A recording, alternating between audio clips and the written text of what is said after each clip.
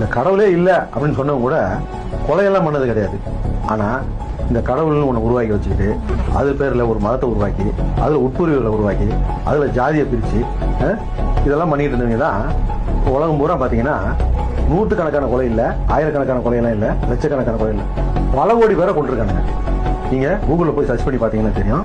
ஒவ்வொரு நாட்டிலையும் நடந்த படுகொலைக்கு பின்னாலையும் ஒரு கடவுளோ மதமோ அல்லது அதனுடைய உட்பிரிவுகளோ இல்லாம இந்த கொலைகள் நடந்திருக்காது. இந்த கொலை செஞ்சவனையும் இந்த கடவுள் தடுக்கல, இந்த பாதிக்கப்பட்டவனையும் கடவுள் காப்பாத்தல. அப்படிப்பட்ட கடவுள் தேவையா? எல்லா மதத்திலையுமே கடவுள் நம்மளை நல்வழிப்படுத்துவாரு, நேர்வழிப்படுத்துவாரு அப்படின்னு தான் சொல்றாங்களே தவிர உண்மை நிலவரம் என்னன்னா அப்படி எதுவுமே நடந்ததா தெரியல. மாறா பல கோடி பேரை கொண்டு இருக்காங்க.